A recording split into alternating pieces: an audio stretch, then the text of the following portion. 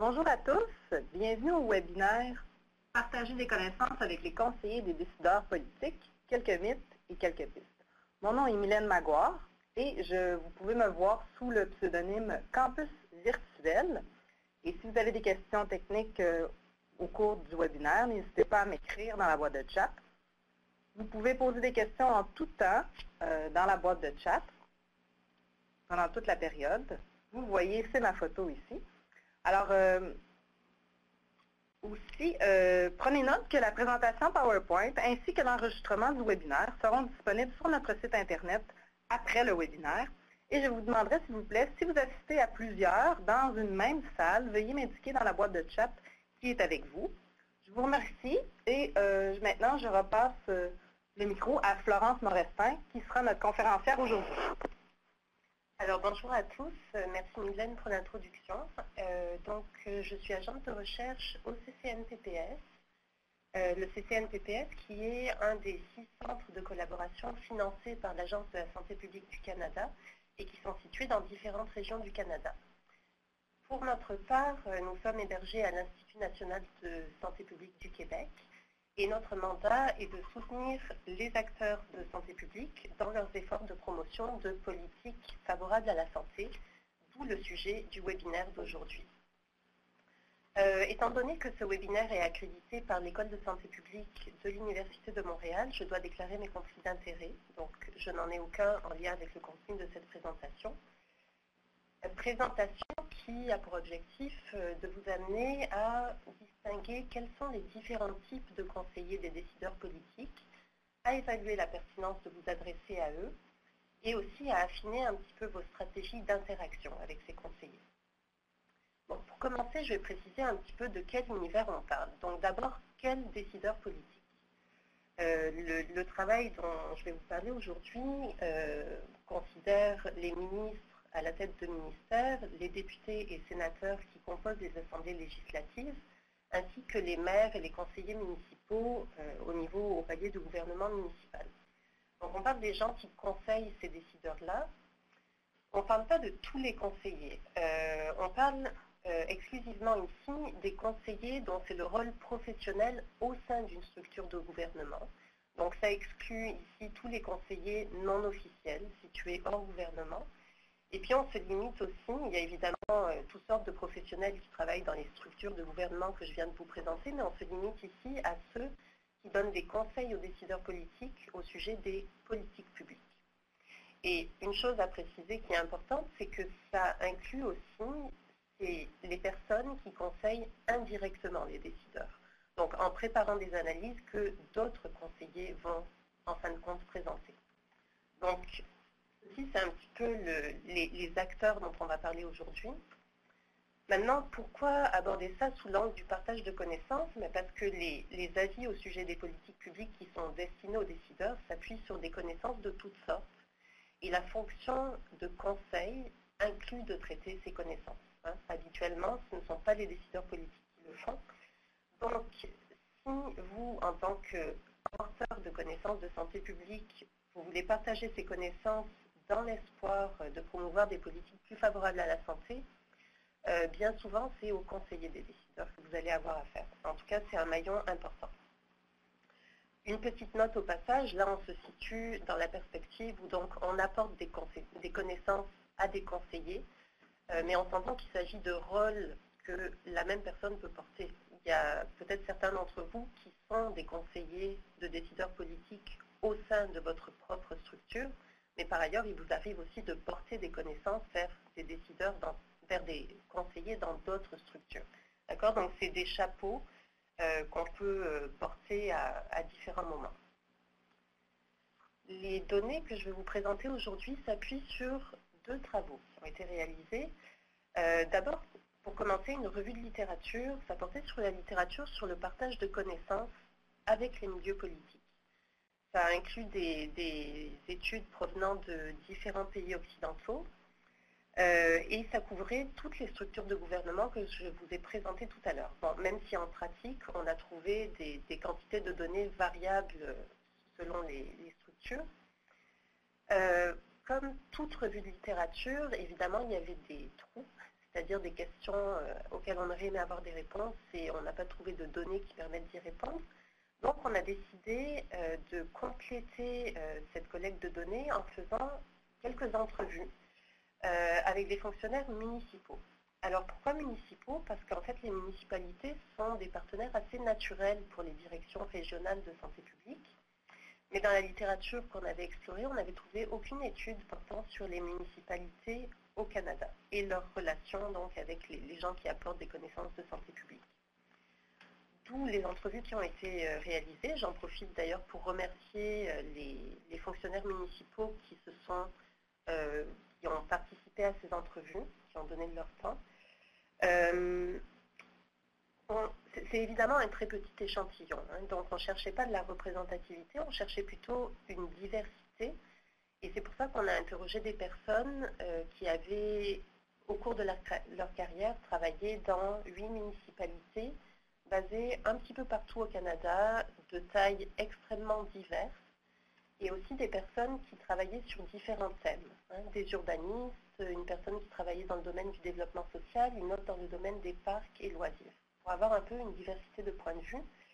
Et ce qui est intéressant, c'est que, alors que la littérature publiée portait surtout sur les interactions entre les conseillers et les chercheurs en santé publique, dans les entrevues, ce qui s'est passé, c'est que spontanément, les gens nous parlaient plutôt de leurs interactions avec des professionnels de santé publique. Donc, une complémentarité de ces données. Ces travaux-là vont faire l'objet de publications au début de l'année 2017. Aujourd'hui, ce que je vous propose, c'est un aperçu très partiel, parce qu'en fait, on a ramassé beaucoup de données avec ces travaux, donc il a fallu faire des choix un petit peu dans ce qu'on aborderait aujourd'hui. Je dirais que vous aussi, vous pouvez être une source de données pour ce webinaire. Bien sûr, la revue de littérature et les entrevues ont permis d'identifier des tendances, mais il y a toujours des variations d'un contexte à un autre. Il y a des manques de données sur certains aspects aussi.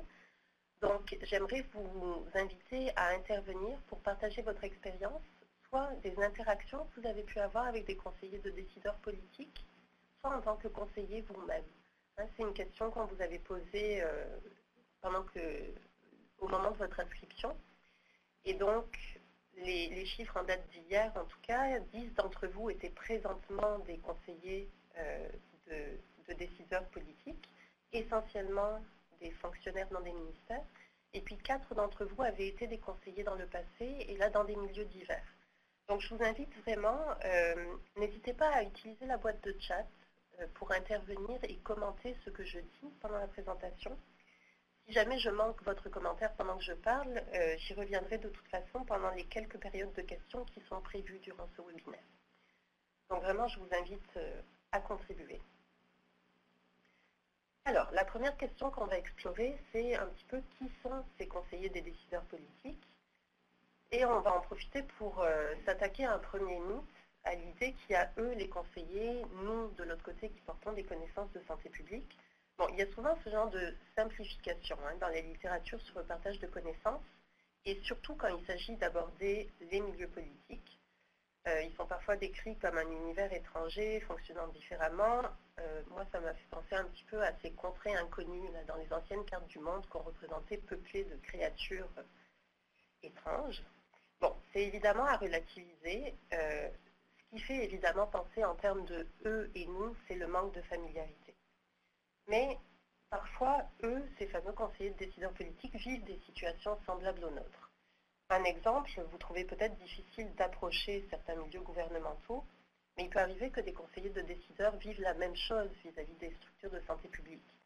Ça, c'est une citation d'un fonctionnaire municipal qui travaille dans le domaine du développement social, donc avec lequel il y a beaucoup de points de rencontre avec la santé publique, et qui m'expliquait pendant les entrevues que dans la province où il est situé, la réforme du réseau de la santé publique avait, dans le fond, avait bouleversé toute sa connaissance qu'il avait du réseau et que c'était quelque chose complètement à rebâtir. Donc, si vous êtes désemparé parfois au moment d'aborder une structure moins familière, ben, ça peut arriver de l'autre côté. Bon, toujours pour relativiser cette idée qu'il y a eux et nous, les profils sont parfois pas si différents. Alors, je prends ici juste une facette, mais pour donner un exemple, Le propre des connaissances de santé publique, c'est un petit peu le lien avec la recherche. C'est l'idée de s'appuyer dans ce qu'on propose sur des données aussi probantes que possible. Et souvent, en partage de connaissances, à la littérature, il y a cette idée, oui, mais on s'adresse à des gens qui connaissent mal la recherche. Bon, ici, on vous présente des chiffres.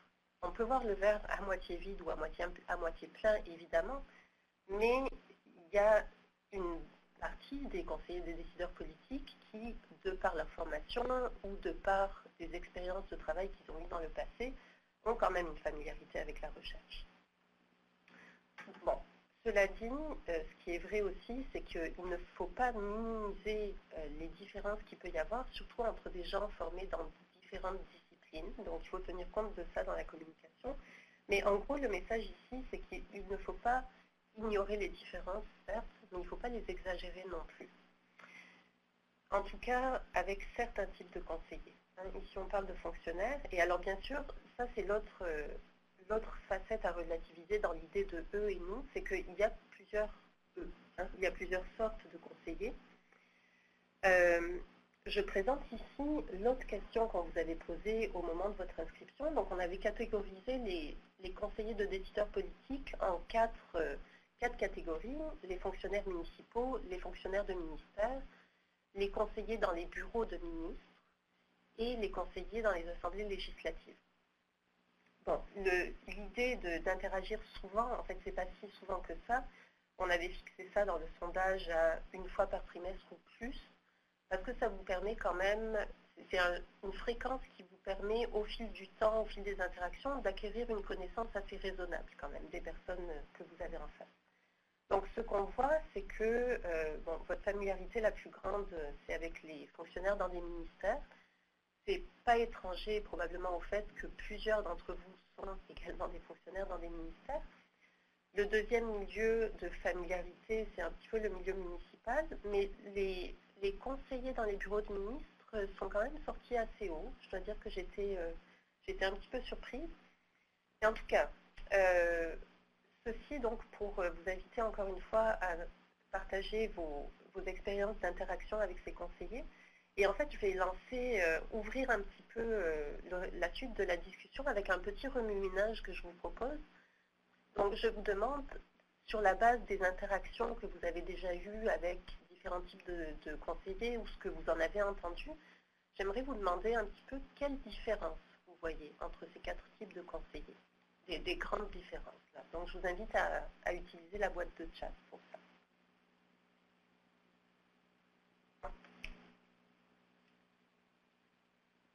Vous pouvez tout à fait fonctionner par association d'idées aussi.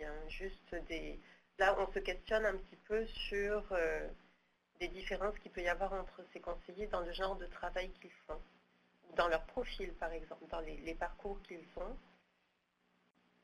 Donc, je vois qu'il y a des gens qui ont commencé à taper. On va attendre quelques instants pour vos contributions.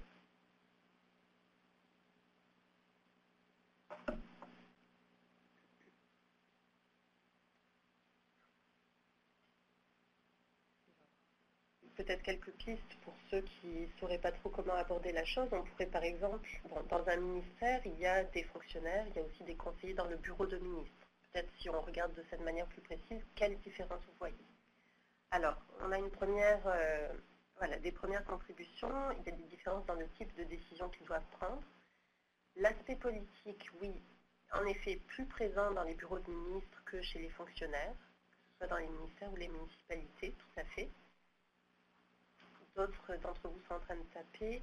Différence d'accessibilité, très intéressant. En effet. Je vous invite à continuer encore un petit peu. On va explorer justement ces aspects-là dans la suite de la discussion.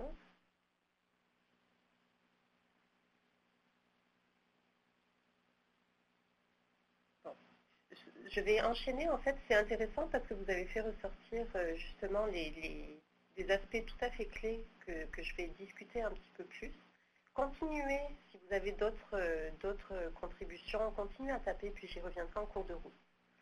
Je vais, pendant que vous continuez, faire un petit détour. Bon, certains d'entre vous sont familiers avec l'organisation avec les structures dans lesquelles se retrouvent les différents conseillers, là je m'arrête un instant pour mettre tout le monde sur le même niveau en ce qui concerne le palier provincial ou le palier fédéral. Parce qu'en fait, c'est à ces niveaux-là qu'on trouve différents types de conseillers. Alors qu'au niveau municipal, c'est essentiellement des fonctionnaires municipaux. Bon, représentation extrêmement schématique et simplifiée d'un ministère, il y a ce qu'on trouve en vert, là ce qui est représenté en vert, il y a la composante administrative, dans laquelle certains fonctionnaires ont un rôle de conseiller en matière de politique publique. Il y a une hiérarchie entre eux, donc il y a des conseillers plus ou moins seniors, il y a des cadres, et tout ça remonte jusqu'au sous-ministre qui est le plus haut fonctionnaire. Et puis, d'autre part, dans les ministères, on a une composante politique formée du ministre et des conseillers dans le cabinet ou bureau du ministre. Et la raison d'être de ces bureaux-là, c'est qu'un gouvernement est élu sur un programme politique.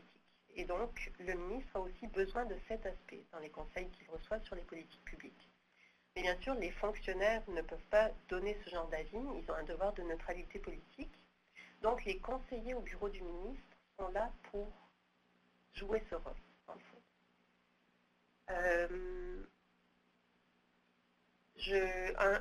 Juste une petite question de vocabulaire. On peut parler de cabinet du ministre, de bureau du ministre. Dans le reste de la présentation, je parlerai uniquement de bureau du ministre. La raison, c'est qu'au Canada, le cabinet, dans certains contextes, ça peut désigner autre chose, c'est-à-dire l'assemblée des ministres d'un gouvernement. Donc, pour éviter toute confusion, je n'utiliserai plus le mot cabinet, mais vous pouvez le trouver dans différents contextes. Bon, je fais une petite pause pour revenir sur les autres commentaires qui sont rentrés. Donc, on a mentionné entre les différents conseillers une différence de pouvoir décisionnel, en effet. Imran Joundi qui, alors là, parle plus de l'articulation entre différents niveaux de gouvernement. Donc, ce qui se passe au bureau du ministre, puis la façon dont, au niveau municipal, on va plus exécuter des directives de ministère. Donc, c'est intéressant de mettre les conseillers en relation de cette façon aussi. Et puis, un autre participant souligne la variabilité dans le niveau de connaissance chez les conseillers, notamment au niveau municipal selon la taille des municipalités. Un autre participant souligne la différence dans les capacités d'influence. Bon, c'est parfait. On va revenir exactement sur tous ces aspects-là. Donc, merci pour vos contributions. Pour continuer, compléter le tableau au palier provincial ou fédéral, il y a aussi tout ce qui se passe dans la branche législative. Bon, et puis le fait que les ministères, évidemment, la structure d'un ministère, ça se répète en autant de ministères qu'il y a. Alors, les conseillers dont je vais parler dans la branche législative sont les recherchistes partisans, donc qui travaillent pour les partis politiques, pour le parti qui a la majorité des sièges et pour les partis d'opposition. L'organisation peut varier selon les juridictions. Parfois, ces recherchistes-là travaillent pour le service de recherche du parti. Parfois, ils travaillent pour des élus personnellement. Parfois, on trouve les deux, comme à Ottawa, où il y a à la fois des recherchistes dans des services de recherche des partis politiques, et puis des recherchistes qui sont rattachés aux députés à la Chambre des communes. La partie majeure de leur travail, c'est de préparer les élus pour la période de questions à l'Assemblée. Donc, la période durant laquelle l'opposition confronte le gouvernement sur son action. Donc, c'est un travail qui est très politisé. Par ailleurs, ça je l'ai représenté en grisé parce qu'on n'en traitera pas aujourd'hui, dans certaines assemblées législatives, il y a des recherchistes non partisans. Et eux, leur travail, c'est de soutenir le travail des comités ou commissions parlementaires. Donc, le travail de ces petits groupes d'élus qui travaillent sur un thème en particulier. Cela dit, le poids de ce personnel de recherche non partisan n'est pas du tout développé de la même façon d'une juridiction à l'autre au Canada. Il y a des juridictions dans lesquelles ce personnel est en très petit nombre, donc en pratique, ils n'ont pas un grand rôle de soutien au travail des commissions parlementaires. Dans ces cas-là, c'est encore une fois le personnel partisan qui soutient le travail des élus qui participent aux commissions parlementaires. Et c'est le cas surtout pour les élus de l'opposition. Parce que les élus de la majorité, pour leur part, ont aussi accès aux avis qui sont produits dans les ministères. Ok, donc ceci, c'était pour situer un petit peu les conseillers dans les différentes structures de gouvernement. Maintenant, on va aborder quelques caractéristiques vraiment générales, hein, disons des grands traits, mais qui sont importantes à prendre en compte quand vous voulez partager des connaissances. Et vous verrez qu'on va y trouver un petit peu toutes les différentes idées que vous avez partagées tantôt. Donc, la mission de conseil en matière de politique. On l'a vu tantôt, le rôle des fonctionnaires, c'est de fournir des avis techniques, entre guillemets, mais techniques par opposition à politique partisan. Donc ça, c'est le rôle des conseillers dans les bureaux des ministres et des conseillers dans la branche législative. Évidemment, tout ça, le rôle que les conseillers jouent va avoir un impact sur leur façon d'utiliser les connaissances que vous pouvez présenter. Une autre caractéristique, certains d'entre vous l'avez souligné, c'est est-ce que ces conseillers sont spécialistes d'un sujet ou est-ce que ce sont des généralistes avec une vision d'ensemble? Bon, là, je suis sûre que vous êtes tous en train de lire la citation d'un conseiller au Congrès américain qui montre effectivement que c'est un contexte, la branche législative, c'est un contexte généraliste par nature. Il peut quand même y avoir une répartition de dossiers entre les recherchistes, mais quand même chacun d'entre eux couvre large. Donc ils sont à l'extrême du spectre. Les conseillers dans les bureaux de ministres, souvent, ne sont pas spécialistes du sujet au départ. Il y a des exceptions, bien sûr. Cela dit, leur travail est quand même délimité par le portefeuille du ministère. Donc s'ils sont conseillers pour le ministre de l'Agriculture, ils travaillent sur des questions d'agriculture quand même. Il y a cette délimitation. Et en ce qui concerne les fonctionnaires, alors là, il y a des variations pour différentes raisons. Dans les ministères, je schématise un petit peu, mais plus on monte dans la hiérarchie, plus on va trouver des généralistes. Parce que ce sont des postes qui demandent d'avoir une vision d'ensemble. Dans les municipalités, il y a des variations, comme l'un d'entre vous l'a soulevé tantôt, c'est que plus une municipalité est petite, plus chaque fonctionnaire va être généraliste, c'est-à-dire qu'il va cumuler plusieurs dossiers. Donc, le degré de spécialisation ou pas de la personne à qui vous vous adressez, évidemment, il faut en tenir compte quand on présente des connaissances. D'abord, pour savoir qui cibler. Est-ce que ça va être pertinent de cibler quelqu'un qui est un spécialiste? Ou est-ce que, par exemple, si les connaissances que vous présentez appellent une action coordonnée de différents services ou même une action coordonnée de différents ministères, il est pertinent de se demander s'il ne serait pas plus pertinent justement d'aller cibler des conseillers qui sont plus généralistes, qui ont une vision d'ensemble dans ces cas-là.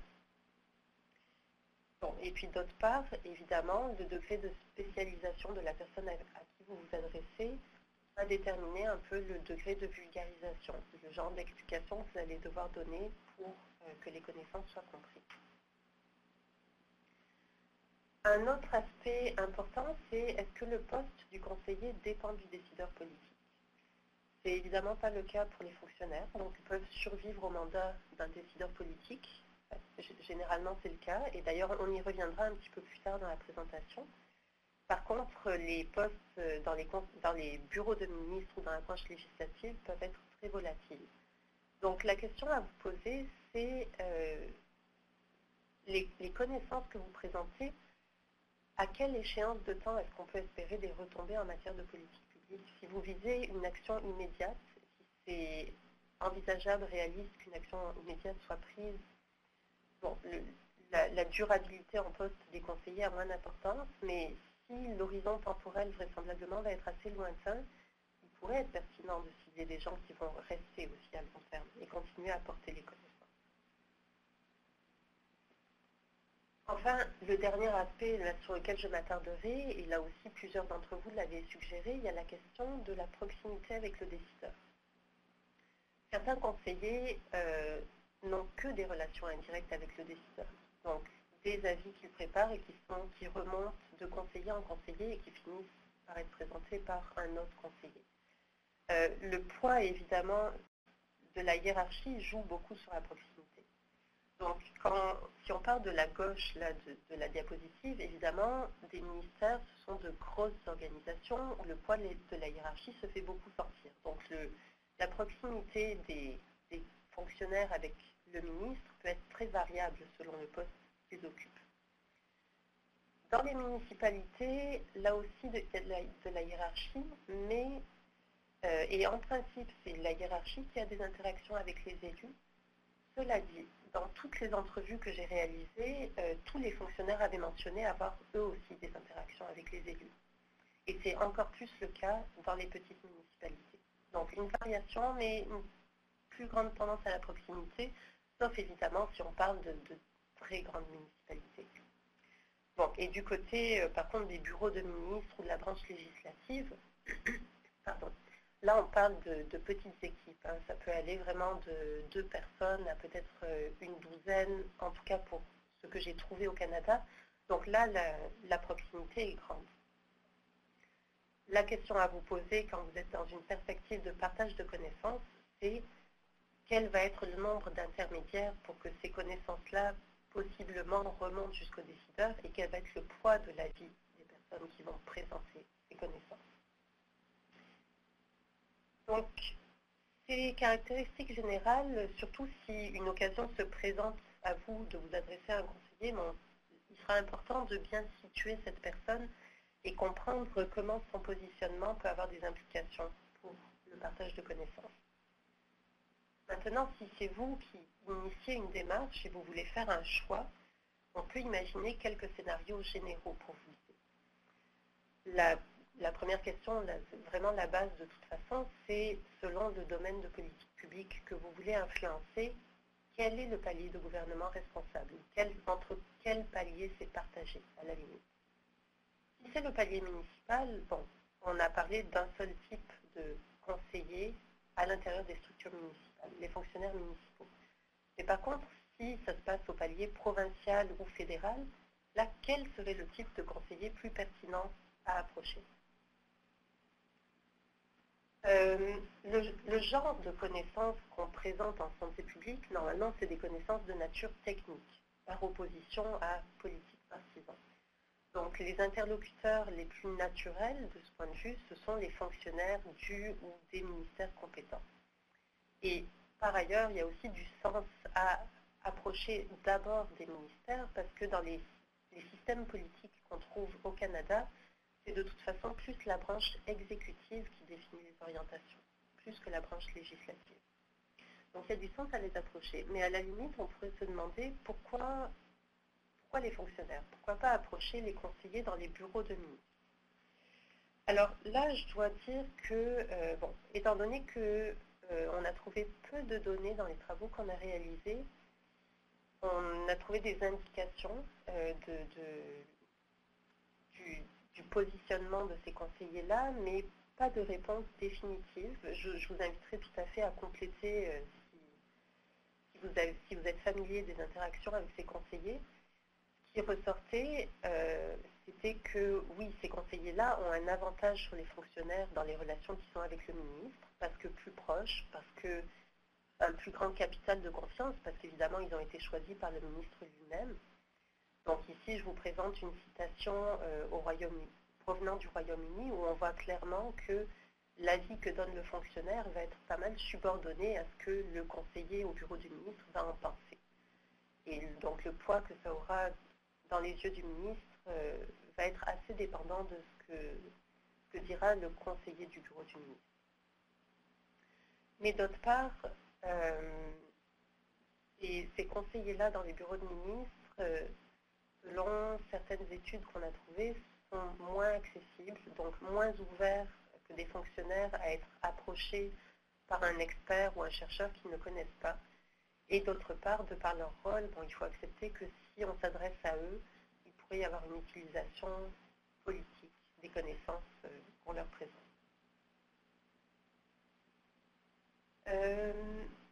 S'il y a un blocage dans les ministères, voilà. Première tentative, il serait plus pertinent que ça vise les ministères, mais si les connaissances qu'on présente ne sont pas retenues, là, une voie de sortie, c'est d'approcher les recherchistes de l'opposition, dans la branche législative.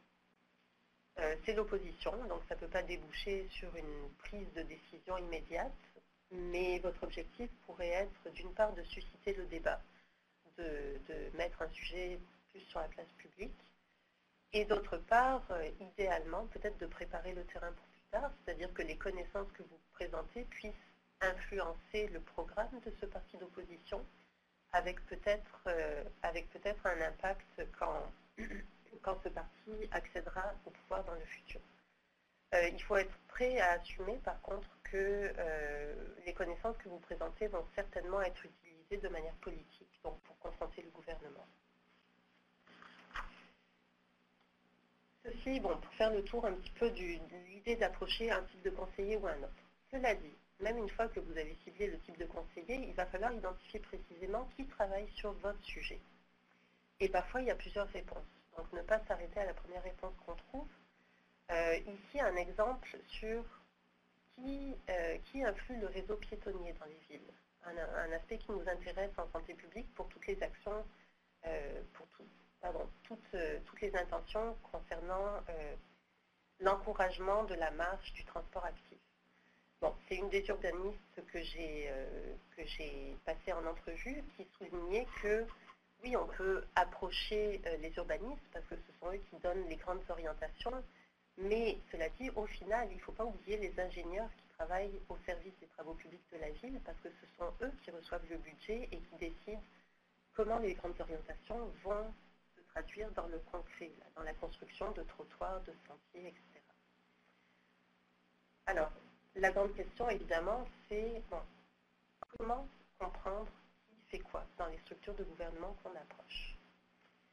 Les pistes que je vais vous présenter ici, c'est basé sur les conseils qui ont été donnés par les fonctionnaires municipaux pendant les entrevues.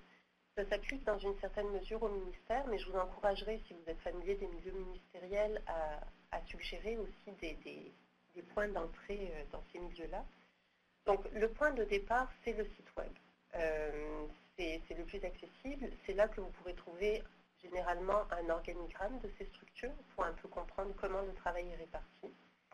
Explorer les pages web des différents services à l'interne pour comprendre leur travail. Plus rarement, mais dans certains cas ça existe, un répertoire pour aller cibler précisément, trouver les coordonnées de personnes que vous pourrez approcher. Et puis en ce qui concerne les sites web des municipalités qui sont plus riches, plus fournis parce qu'elles ont des obligations de transparence en matière de démocratie locale, les personnes en entrevue ont conseillé d'étudier les procès-verbaux des séances du conseil municipal pour vous faire une idée du type de décisions qui sont prises, des processus de décision, voir quels services sont impliqués, etc. Et d'autre part, à ne pas manquer sur ces sites web-là toutes les annonces de réunions d'information publique, des événements de consultation, où vous pourrez non seulement comprendre un petit peu mieux le fonctionnement de ces structures, mais possiblement aussi repérer des personnes qui sont impliquées dans les services qui vous intéressent. Une autre piste suggérée par une des personnes en entrevue, si vous ciblez des conseillers qui relèvent d'une association professionnelle, et elle, c'était son cas, donc elle pensait au cas des urbanistes ou des ingénieurs, explorer aussi le site web local de cette association professionnelle pour possiblement là aussi repérer des événements où vous pourrez repérer des personnes. Et puis, d'autre part, prendre appui, essayer de trouver une porte d'entrée, soit via un collègue de santé publique qui a déjà des contacts, un fonctionnaire avec qui vous avez une relation informelle, un directeur de service, tout simplement parce que même quand il n'y a pas de répertoire de tous les employés, en général, les directeurs de service, eux, leurs coordonnées sont disponibles. Et ceci, ce n'est pas dans l'idée que ça va être votre interlocuteur final, mais plutôt de trouver quelqu'un à l'intérieur de la structure qui va pouvoir vous orienter pour la suite. Et une fois que vous avez un contact, posez des questions pour vraiment vérifier, compléter votre compréhension de comment les choses fonctionnent. J'aimerais vous inviter, donc ceci, ça venait surtout de personnes dans les municipalités, à proposer d'autres conseils, si vous en avez, pour comprendre le travail des conseillers et surtout repérer la personne à aborder. Et puis, je vais en profiter entre-temps. Je vais vous inviter aussi à soumettre vos questions jusqu'ici. On va faire une petite pause pour prendre les questions que vous pouvez avoir. Et puis, je vais revenir pendant que certaines personnes sont en train de taper sur des commentaires qui ont été faits. Oui, donc quelqu'un soulignait, j'imagine que c'était par rapport à l'idée, est-ce qu'on assume le fait qu'il pourrait y avoir une utilisation politique des connaissances qu'on présente? Quelqu'un soulignait que ça dépend qui vous êtes, quelle organisation vous représentez, quel courant politique vous soutenez. Je pense que ce qui est clé ici, c'est quelle organisation vous représentez et est-ce que l'organisation endosse le genre d'action que vous allez pouvoir prendre. Ça va être très important si vous décidez d'approcher des conseillers plus politisés. Tout à fait. Est-ce qu'il faut s'inscrire comme lobbyiste? Ça, c'est une excellente question. Il faut absolument vérifier les règles applicables dans la structure de gouvernement que vous allez cibler. J'avais fait une recherche rapide, ça varie d'une province à une autre, parce qu'il y a des cas dans lesquels, effectivement, en fait, je vais revenir un petit peu en arrière, puis je ne m'avancerai pas trop dans les règles applicables au lobbyisme, parce que ce n'était pas le point central de ce travail-là. Généralement, mais à vérifier dans votre juridiction, si vous êtes vous-même un professionnel du gouvernement, vous n'êtes pas considéré comme un lobbyiste quand vous approchez d'autres professionnels du gouvernement. Par contre, je pourrais vous envoyer après le webinaire un petit récapitulatif des règles applicables dans certaines provinces, certaines municipalités même se sont dotées de leurs propres règles. Il faut absolument vérifier s'il y en a. Et dans ce cas, en général, il y a des espèces d'algorithmes pour comprendre si vous, dans votre situation, vous êtes considéré comme un lobbyiste ou pas. Donc c'est une excellente question parce qu'il ne faut pas prendre comme acquis simplement parce qu'on est un chercheur qu'on ne va pas être considéré comme un lobbyiste. Il faut vérifier les règles applicables dans la juridiction. Voilà, Diane Lemay a complété l'information en disant, pour ce qui concerne le Québec, le commissaire au lobbyisme au Québec peut donner cette information. Effectivement, sur leur site web, il y a toute une série de questions-réponses pour vous aider à déterminer si vous avez un profil de lobbyiste. Une autre intervention qui a été faite, une stratégie est de les inviter à prendre part à un atelier débat. Tout à fait, oui, très intéressant. Si vous travaillez dans un organisme qui dispense des formations publiques, des formations en santé publique. C'est une bonne suggestion. Mon pressentiment, ce serait que vous aurez plus de chances qu'un fonctionnaire accepte de participer à ce genre d'atelier, mais oui, pourquoi pas. Donc, est-ce qu'il y avait d'autres questions avant qu'on poursuive sur le reste de la présentation? Je vais laisser encore quelques instants.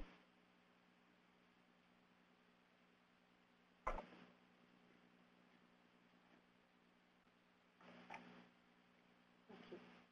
Je vais enchaîner. Je vois une question, plutôt une proposition. Les événementiels sont de bons moyens de se faire entendre et d'attirer l'attention. Oui, on nous a mentionné en entrevue justement que les événements, mais même les événements organisés, alors dans ce cas c'était par les municipalités notamment, oui c'est un bon moyen d'approcher. Souvent ce sont soit les élus municipaux qui sont présents, soit les cadres des municipalités. Ça peut être un bon moyen de les approcher aussi en personne et pas dans le but d'établir tellement un contact avec eux, mais peut-être leur demander de vous référer aux services pertinents ou au personnel pertinent dans leur équipe pour poursuivre la discussion ensuite. Alors, je vois qu'il y a d'autres personnes qui sont en train de taper. Je vais attendre encore un petit peu.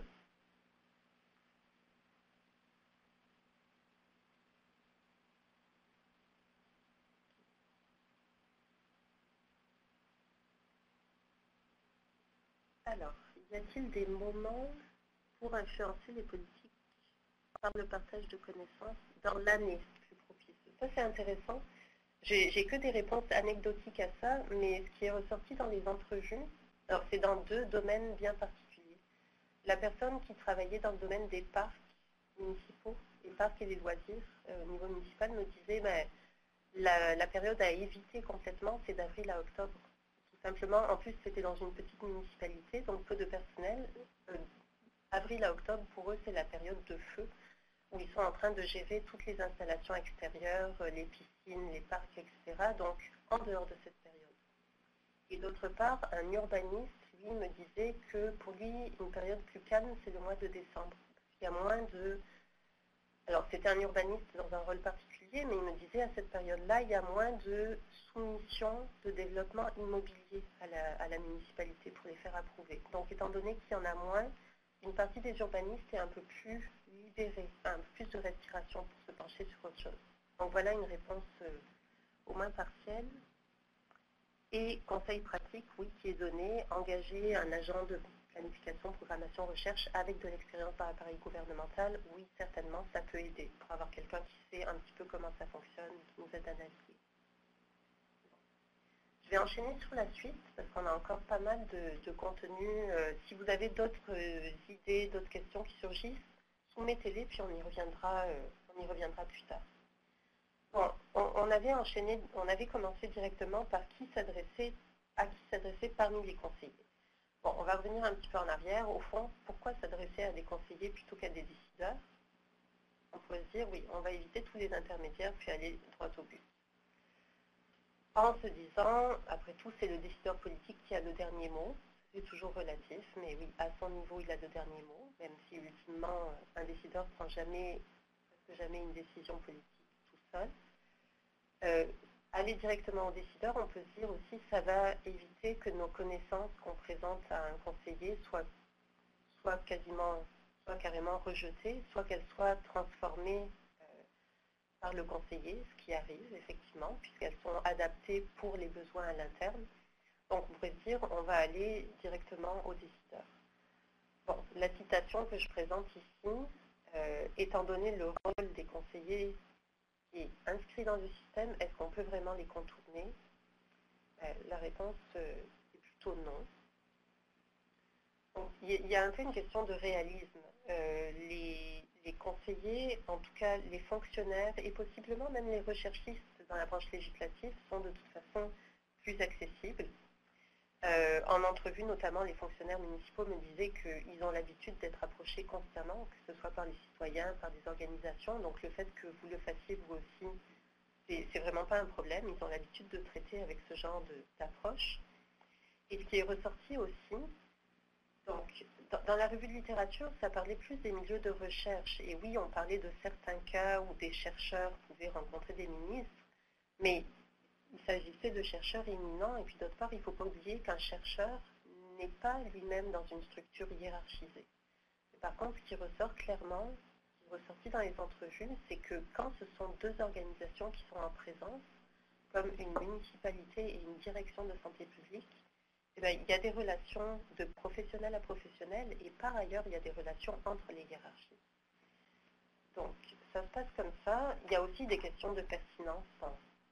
On l'a déjà dit, ce sont les conseillers qui ont pour mission de traiter les connaissances qui alimentent les politiques publiques. Donc, c'est à eux que s'adressent les connaissances. Ils sont également mieux placés que vous pour s'adresser aux décideurs, puisque eux ont la vision de l'intérieur sur quelles sont les priorités dans leur structure de gouvernement, les enjeux, comment le processus de décision se passe, à quel moment est-ce qu'on soumet les avis pour conseiller le décideur. Ils ont plus la confiance du décideur probablement que vous, si vous êtes à l'extérieur. Bon, la question de la confiance est relative, hein. Je ne m'attarderai pas là-dessus ici, mais dans les données que j'ai trouvées, les décideurs ont évidemment plus de confiance envers les conseillers de politique qu'ils ont eux-mêmes choisis. Et d'ailleurs, quand ils n'ont plus confiance en eux pour une raison ou une autre, ils les révoquent tout simplement. Avec les fonctionnaires, ça peut, les enjeux sont un peu plus compliqués que ça. Mais quand même, les fonctionnaires sont à l'intérieur de la structure et en meilleure position. Et tous les conseillers, à la différence de vous, vous aurez peut-être la chance d'avoir une occasion de parler aux décideurs. Eux ont beaucoup plus qu'une occasion, ils sont là en permanence. En ce qui concerne les fonctionnaires plus précisément, il y a aussi des choses qui peuvent jouer en votre faveur quand vous essayez de les approcher. Certains vont être en recherche d'alliances avec des voix externes pour essayer de renforcer à l'intérieur un message qu'eux-mêmes aimeraient passer. C'est un petit peu le sens de la citation qui est présentée ici, où des fonctionnaires vont chercher des chercheurs à l'extérieur pour essayer de renforcer un argument auprès du ministre. Ces alliances sont très valables pour vous parce qu'en échange, ces personnes-là vont partager avec vous de l'information interne, justement, sur les fenêtres d'opportunité, sur comment bien positionner les connaissances que vous voulez apporter. Et puis, dernière raison intéressante de s'adresser à des fonctionnaires, en l'occurrence, c'est que les fonctionnaires restent au-delà des mandats des décideurs. Donc là, on a une citation qui exprime un peu la frustration d'un décideur politique au Canada en disant s'ils veulent empêcher quelque chose, ralentir quelque chose, en fin de compte, ils vont gagner. Bon, c'est un petit peu exagéré quand même, mais il y a du vrai là-dedans, surtout que les fonctionnaires sont aussi ceux qui travaillent à la mise en application concrète des politiques publiques. Et puis, d'autre part, de manière, sous un angle plus positif, ce que des fonctionnaires peuvent faire aussi, si des idées ne sont pas passées à un moment donné, c'est de les garder et de les ressortir peut-être plus tard quand le contexte politique sera plus favorable. Donc, finalement, décideurs ou conseillers, bon, l'opposition n'a pas vraiment matière d'être. L'idée, même si on veut rencontrer le décideur, et c'est probablement plus votre hiérarchie qui va rencontrer le décideur, c'est de voir les conseillers comme une porte d'entrée, avec qui on peut préparer le terrain avant la rencontre, et aussi possiblement comme une issue de secours en cas de blocage au niveau du décideur. Et c'est pour ça que c'est important de comprendre les positions des conseillers à qui vous vous adressez par rapport aux connaissances que vous présentez. Alors, il y a une autre question qui est sortie entre-temps, avant qu'on passe au dernier bloc de la présentation. Comment faire la vigie des projets de politique publique? Ça dépend de la structure que vous ciblez, mais certains conseils que j'ai donnés tantôt, comme au niveau municipal, surveiller les ordres du jour des conseils municipaux, surveiller parfois les comités aussi. Il y a des comités dans les municipalités, donc les comités rendent publics aussi leurs ordres du jour ou leurs procès-verbaux. Ça, c'est une manière de le faire, je veux dire, sans contacter personne. Même chose au niveau législatif, sur les sites web des assemblées législatives est rendu public une bonne partie de ce que les commissions ou comités parlementaires sont en train de faire. Donc tout ça, c'est des choses à suivre. Et après, comment faire la vigie? Idéalement, c'est aussi justement d'approcher des conseillers qui sont à l'intérieur de la place et qui vont pouvoir nous renseigner là-dessus. Et voilà quelques pistes. Je vois qu'il y a d'autres personnes en train de taper. Je vais enchaîner puis prendre les questions à la fin. Oui, bien sûr, Diane Lemay souligne les journalistes, tout à fait, c'est de rester branché sur l'actualité qui est dans le domaine de politique publique qui vous intéresse. Vous pourrez suivre beaucoup de choses comme ça aussi. Alors, dans l'idée de comment s'adresser aux conseillers, bon, un mythe qu'on va défaire tout de suite, j'envoie mon document et c'est fait. Là, je m'excuse, je me suis permise de garder une citation en anglais parce qu'elle était très parlante. It is not a one-time thing. Donc, ce n'est pas l'affaire d'une seule prise de contact. Si vous décidez vraiment de vous lancer et d'espérer des retombées en matière de politique publique, il va vous falloir de la persistance, même pour la prise de contact. Et ça, tous les fonctionnaires municipaux en entrevue nous l'ont dit. N'hésitez pas à relancer si votre premier courriel reste sans réponse. Souvent, c'est parce qu'ils n'ont tout simplement pas eu le temps. Donc, insistez ici, insistez pour convaincre, et ça va vous être nécessaire, surtout si vous abordez un nouveau sujet à ajouter à l'agenda gouvernemental. Et une fois que vous avez de l'ouverture au niveau des conseillers politiques, il va falloir être disponible aussi pour les accompagner. Pour convaincre leur hiérarchie, convaincre leurs décideurs politiques et même pour convaincre la population ensuite si leur structure de gouvernement se lance dans la voie que vous proposez. Une des personnes en entrevue mentionnait l'exemple de l'ouverture de services d'injection supervisés sur le territoire d'une municipalité. C'était une idée proposée par la santé publique au départ, ça a pris des années avant d'aboutir. Et toutes ces années de conviction, il a fallu les faire et c'était utile, en fin de compte, aussi pour la municipalité, pour avoir des arguments à présenter à sa population. Même une fois que les décideurs étaient convaincus, il fallait pouvoir défendre cette idée auprès de résidents qui, a priori, n'étaient pas toujours favorables. Si on va jusqu'à la mise en œuvre aussi d'une politique publique publique que vous avez proposé au départ, il faut parfois être prêt à accompagner la mise en œuvre. Là, c'était un autre répondant dans une très petite municipalité avec peu de personnel. Donc, ce qui avait été proposé là par la santé publique régionale, encore une fois, c'était offrir des choix plus sains à la cantine de l'Arena. Et lui expliquait, mais il faut nous aider dans tous les détails de l'application parce que ce n'est pas notre domaine et on manque de personnel pour le faire. C'est nous dire quels aliments plus sains, auprès de quels fournisseurs on va pouvoir se tourner, comment faire la promotion. Donc, vraiment aider jusque dans ces détails parfois. Et puis, il faut être un joueur d'équipe aussi. Donc, répondre aux invitations qui viennent d'un ministère, qui viennent de la municipalité, quand ils lancent une consultation, qu'ils vous invitent en tant qu'expert, quand ils font une rencontre de coordination entre différentes organisations qui travaillent sur un même sujet, etc.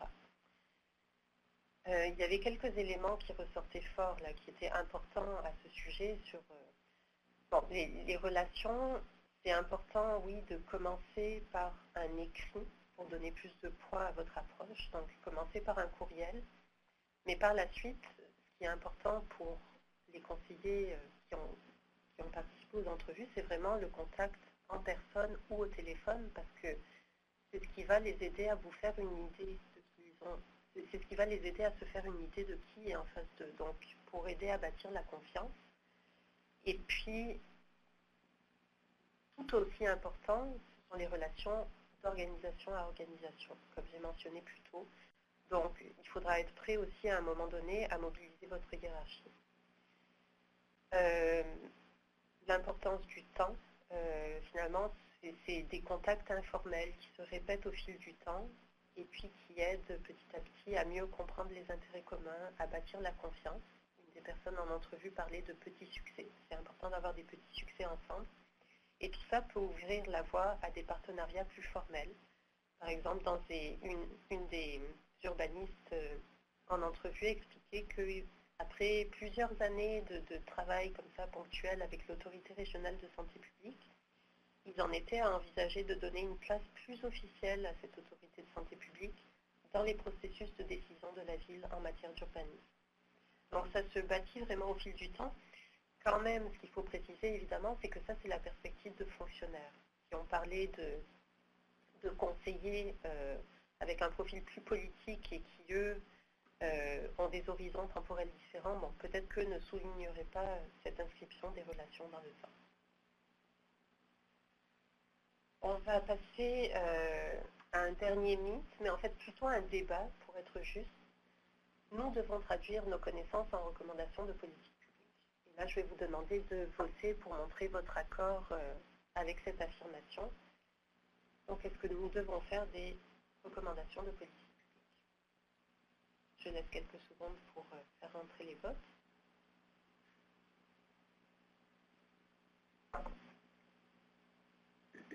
Okay. Donc, personne n'a voté non pour l'instant. Personne n'a osé, en tout cas.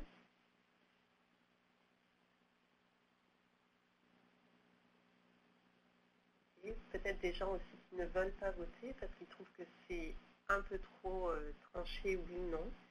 Bon, je comprends, c'est tranché en effet. C'est tout un débat. En fait, bon, il y a aussi des attentes variables de la part des conseillers. Est-ce qu'ils attendent que vous présentiez des recommandations ou pas? D'une part, c'est leur responsabilité de faire des recommandations de politique publique. D'autre part, certains attendent quand même un effort de votre part. L'attention évidente, c'est que vous êtes le mieux placé pour expliquer et pour défendre les connaissances que vous présentez, mais d'autre part, eux sont les mieux placés pour les situer dans le contexte politique et de politique publique et pour faire des recommandations pertinentes. Donc l'idéal, vu cette tension, c'est un dialogue. Cela dit, ce que vous pouvez faire pour vous préparer, même si vous ne pourrez jamais produire des recommandations parfaitement applicables, mais en tout cas, les recommandations que vous présentez, soit comme telles, soit comme point de départ pour un dialogue avec un conseiller, doivent être assez pertinentes pour être au moins considérées. Donc les conseils qui ont été donnés durant les entrevues, étudiez sérieusement les politiques publiques qui sont déjà en place sur le sujet qui vous intéresse dans la juridiction que vous agissez, et ce qui est important aussi, les outils d'application de ces politiques publiques. c'est-à-dire les règlements, les normes, les lignes directrices, tout simplement les programmes. Comment faire ça? Bon, ça revient un peu aux mêmes pistes qu'on a présentées plus tôt pour comprendre c'est quoi à l'intérieur des structures que vous voulez approcher. Et encore une fois, comme toujours, vous arriverez à avoir une base de connaissances avec ça, mais posez des questions à vos interlocuteurs. Partant de là, toujours dans l'objectif d'être pris en compte, commencez par souligner les objectifs communs. Mais de manière précise, comme c'est indiqué ici dans cette citation, l'autorité de santé publique est allée chercher dans le plan de développement municipal tout ce qui se rapportait à la santé pour un petit peu les prendre à leur propre jeu et dire, bon ben, on a tous ces objectifs en commun tels que vous l'énoncez.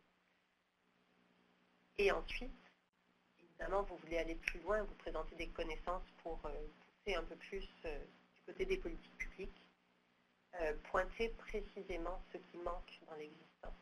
Mais vraiment précisément, la citation ici le souligne bien, est constructif quand les experts nous approchent en comprenant quels sont les éléments à corriger, plutôt qu'en disant juste voilà ce qu'on veut voir. Et pour finir, surtout quand vous voulez recommander une action en matière de politique publique, quand ça n'existe pas du tout encore dans la juridiction où vous agissez, ça va être de documenter des exemples existants. Donc, comment cette politique publique a été adoptée et mise en œuvre, se traduit dans des juridictions semblables.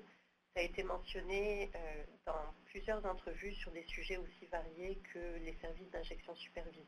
Allez voir comment d'autres municipalités traitaient ça. La localisation des antennes de téléphone cellulaire sur le territoire municipal, les normes à appliquer dans les développements immobiliers pour favoriser le transport actif. Donc c'est vraiment, c'est pertinent de manière générale.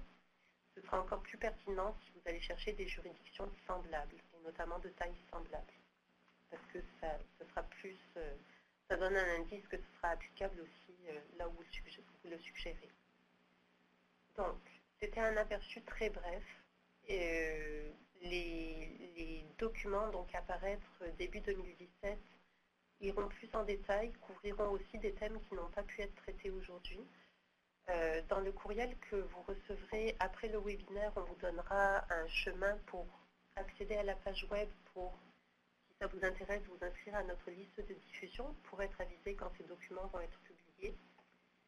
Et je vais ouvrir maintenant la place pour tous vos commentaires, les questions que vous voudriez avoir.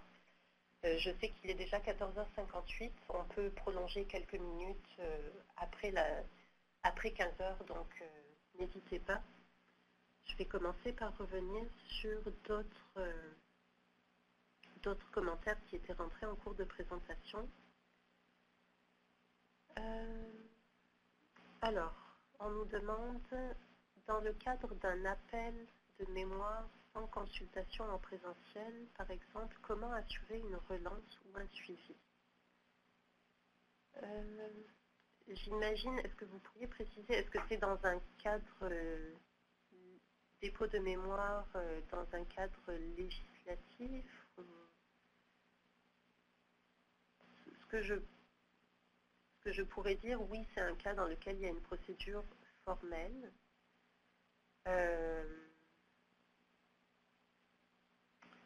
un cas dans lequel il y a une procédure formelle. Est-ce que vous avez la possibilité de quand même documenter qui s'occupe du sujet concerné dans la structure qui a lancé l'appel de mémoire et d'essayer d'obtenir plus d'indications? Il y a probablement un point de contact aussi quand il y a un appel à des mémoires. Donc, passez par là. Oui, un autre participant faisait une remarque en disant « Le dialogue à la place des recommandations n'est-ce pas plus adapté aux fonctionnaires experts qu'aux conseillers plus politiques ?» Oui, en effet. On parle plus En effet, c'est pertinent. Je pense que l'idée de rester disponible malgré tout, ça s'applique même en ce qui concerne les conseillers plus politiques. Parce que s'ils veulent une réponse immédiate, s'ils veulent vous solliciter pour une intervention auprès du décideur, l'idée de la disponibilité est quand même importante. à quel point est-ce que les recommandations doivent être ambitieuses. C'est un excellent point, parce que vous pouvez avoir votre recommandation idéale, que d'un point de vue de santé publique, vous voudriez absolument. Et d'autre part, il y a la notion de réalisme, de ce qui va être possible ou pas. Je dirais que l'idée, c'est de montrer une compréhension des contraintes qui existent du côté des personnes à qui vous vous adressez. Donc, que vos recommandations soient suffisamment réalistes pour montrer une compréhension des enjeux auxquels ils vont faire face. On pourrait envisager peut-être différents niveaux de recommandations, mais c'est vraiment une question de positionnement. Vous pouvez dire, pour nous, il n'y a pas de demi-mesure, donc ce qu'on vise, c'est ça. C'est vraiment une question de peser les risques, parce que le risque, c'est une fin de non-recevoir. C'est pour ça que l'idée de dialogue est intéressante. De ne pas en rester juste à quelque chose qu'on a construit de notre côté et qu'on va balancer. Les personnes en entrevue parlaient aussi un petit peu dans l'idée de venir avec une attitude constructive. Il y a l'idée d'une attitude un peu humble aussi, c'est d'essayer de les approcher pour comprendre les enjeux dans lesquels ils sont pris.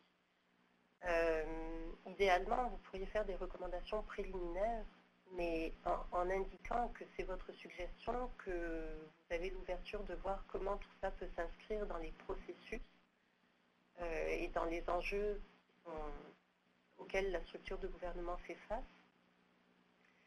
et donc vous montrer ouvert pour un dialogue par la suite. C'est des questions à brûle pour point, je réponds au mieux de...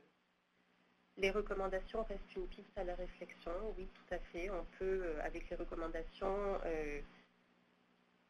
arriver à convaincre un conseiller fonctionnaire, par exemple. C'est le genre de recommandation qui ne peut pas passer à un moment donné, mais qui pourra, que les fonctionnaires pourront faire ressurgir plus tard aussi.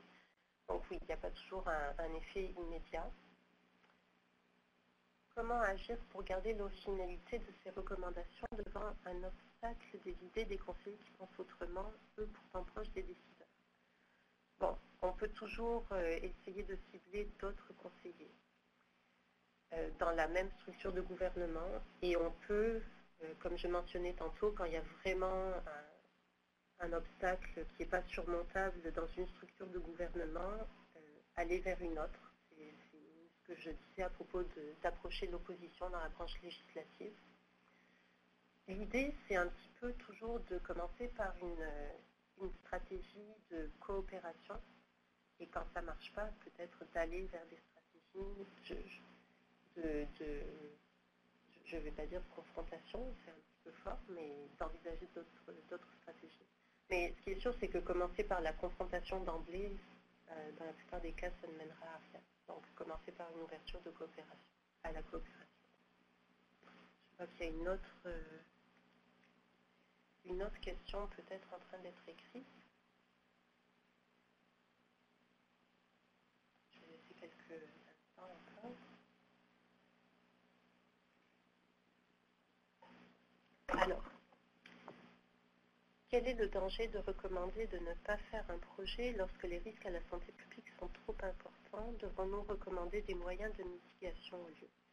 Mais encore une fois, les moyens de mitigation, oui, ça peut être pertinent. C'est souvent ce qui arrive dans les évaluations d'impact à la santé,